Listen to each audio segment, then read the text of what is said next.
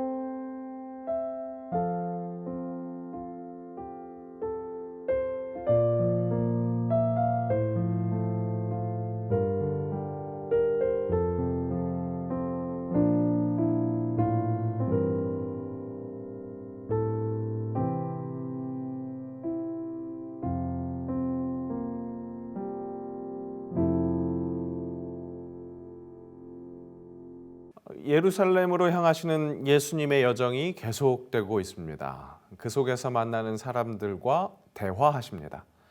예수님은 그렇게 관계하십니다. 그 내용을 좀 더 자세히 설명하면 이렇습니다. 언제나 일어날 수 있는 실족, 하지만 실족하게 하지 말아야 하는 우리입니다. 용서해야 합니다. 이것은 말이 안 되는 것 같지만 무조건입니다. 종의 자세가 바로 그런 것이라고 할 수 있겠습니다. 우리가 잘 알고 있는 열나병 환자, 그 이야기는 감사에 대한 교훈으로 읽을 수 있겠습니다. 제대로 영광 돌리고 제대로 감사할 줄 알아야 합니다. 이 마지막에는 아리송하게 느껴질 수 있는 하나님 나라도 제대로 이해해야 한다는 것을 알 수 있습니다. 전체적으로 봤을 때 어렵습니다. 그리스도의 제자로 살아가기 위해 복음서를 열심히 읽고 있는 우리에게 결국 제자의 길은 만만치 않다는 것, 그것을 가르쳐 주는 것 같습니다. 그런데 묵상하다 보니까 예수님이 보였습니다. 복음서는 워낙 예수님의 이야기이죠. 그런데 더욱 17장은 예수님의 직접 화법이 많아서 그런지 더 직접적으로 예수님, 그분을 묵상해 보게 하는 것 같습니다. 결국 그 예수님이 이 어려워 보이는 미션들을 가능하게 하시는 유일하신 우리 하나님이라는 사실, 한번 면면을 살펴보면서 확인해 보겠습니다. 입교 세례 교육을 진행하고 있습니다. 어떻게 보면 이분들은 신앙의 초보 단계인 분들이라고 할 수 있습니다. 은혜가 또 가장 많은 때라고도 할 수 있겠죠. 한 주는 교육을 끝내고 이제 섬김이 우리 집사님들과 함께 기도를 하는데 이런 기도가 절로 나왔습니다. 앞으로 상처 있을 수밖에 없을 텐데 이 교회 공동체가 이 그리스도가 머리 되신 그 한 몸이라는 그 교육을 한 주였습니다. 한치 건너 두치도 아닌 그냥 한 몸인 거죠. 다 분리되어 있던 그 존재가 가지각색의 죄인이 의인이 된 것이 아니라 의인이라 칭함을 받고 이 한 몸으로 붙었으니까 그 속에서는 시끄러울 수밖에 없습니다. 그러니 그 속에서 상처도 있게 마련이죠. 이런 특성을 예수님도 너무 잘 알고 계셨던 것 같습니다. 실족이 없을 수는 없으나 그렇게 말씀합니다. 하지만 그렇게 하게 하는 자, 실족하게 하는 자가 되면 안 된다고 그렇게 말씀하십니다. 연자맷돌입니다. 원어를 직역하면 나귀가 끄는 맷돌입니다.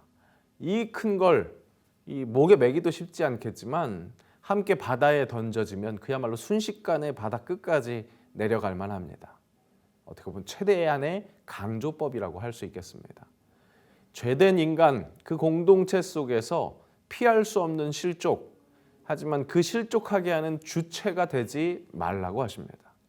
꽤나 긴장되는 명령입니다. 그런데 이 긴장되는 명령은 또 계속됩니다. 용서하라는 겁니다. 이거는 상대방이 말뿐인 회개를 한다고 할지라도 용서하라는 말씀으로 보입니다. 무조건으로 보입니다. 죄인의 진정한 회개는 피해 당사자가 받아들일 수 있는 그 진심이 전해지는 실제적인 사과와 그에 합당한 액션이 있어야 합니다. 하지만 그렇다고 해서 이 피해 당사자, 그 사람이 이 죄를 온전히 사할 수 있는 주체가 된다는 의미는 아닙니다. 모든 일의 기준은 하나님입니다. 예수님을 통해 나에게 허락된 몫은 용서입니다. 용서가 내 마음에 평화를 허락해 주기 때문에 그렇습니다. 하지만 이 얘기, 무조건 용서하라는 말에 쉽사리 아멘으로 화답하기 어렵습니다. 상처가 크면 클수록 더 그렇습니다. 수긍하기 어렵다면 일단 예수님의 말씀이라는 것, 즉 일단은 예수님을 볼 수 있었으면 좋겠습니다. 일단 그렇게까지만 정리하고 또 다음 이야기를 한번 확인해 보겠습니다. 다음은 종의 자세입니다. 앞에 어려운 이야기도 아직 소화가 안 됐는데 이 어려운 이야기는 계속 더 크게 다가오는 그런 어려운 이야기가 되고 있습니다. 믿음을 더해달라는 제자들의 그 요구가 있었습니다. 그것은 선한 욕심인 것 같습니다. 문자로만 보면요. 하지만 아직 성숙하지 못한 지금 현재의 이 제자들을 감안하자면 그들의 믿음을 더해달라는 요구는 믿음을 구한 것이라기보다 믿는 자에게 허락되는 그 능력을 구한 것으로 보입니다. 그러니까 예수님께서도 겨자씨를 말씀하신 것 같습니다.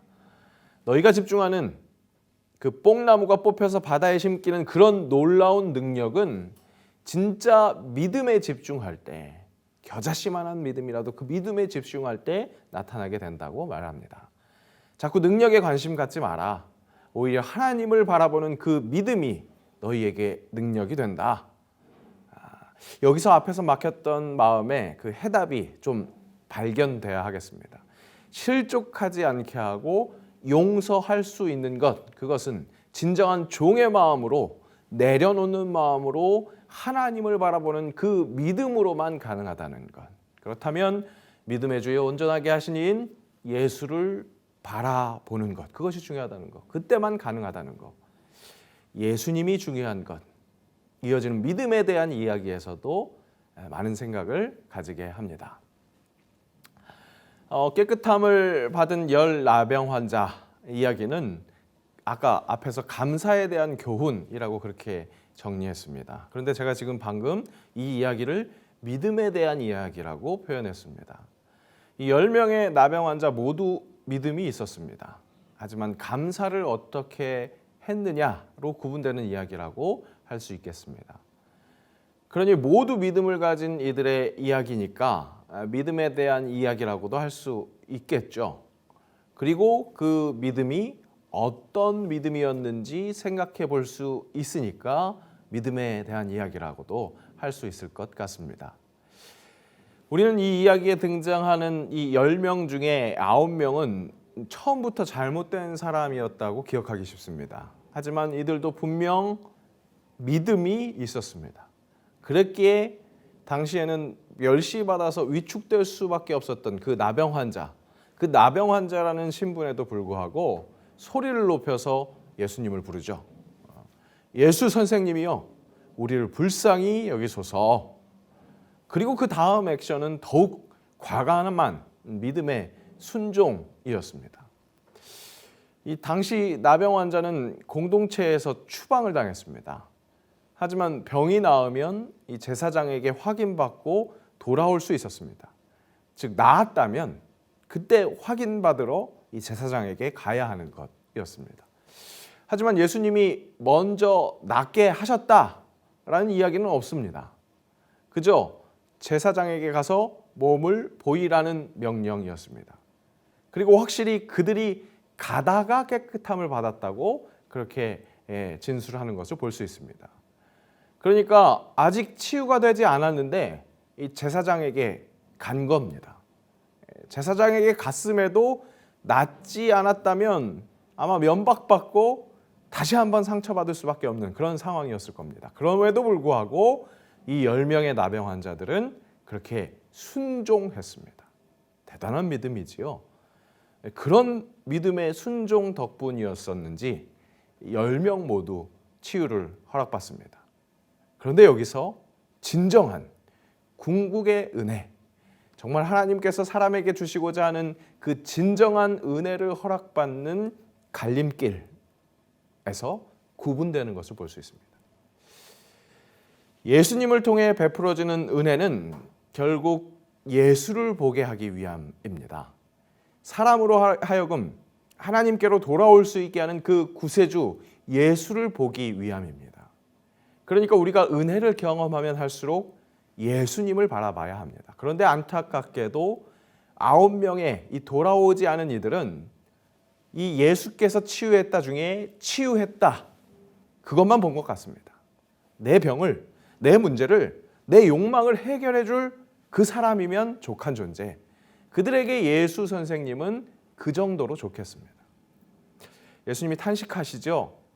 하나님께 영광을 돌리러 돌아온 자가 없느냐. 혹시 예수님의 이 말씀을 이 9명의 사람들이 들었다면 억울해할 수도 있을지 모르겠습니다. 왜냐하면 제사장에게 보이러 갔잖아요. 보이러 갔으니까 이제 제사를 드렸거나 아니면 제사를 준비했을 수도 있습니다. 아니면 자신들의 회당에 가서 거기 모인 사람들에게 자신의 회복을 간증했을 수도 있겠죠. 그런 식으로 자기 나름대로 하나님께 영광을 돌렸을지도 모를 일입니다. 하지만 그들이 혹 그렇게 예배를 드렸다고 하더라도 그들의 예배에서는 예수 이름이 없었던 거죠. 진정 하나님께 영광을 돌릴 수 있는 유일한 길 예수 그리스도가 없었습니다. 하나님께 영광을 돌릴 수 있는 방법은 우리에게 나타내신 그 영광을 찬양하는 것입니다. 우리에게 나타내신 하나님의 영광은 다름이 아닌 하나님의 아들 예수 그리스도입니다.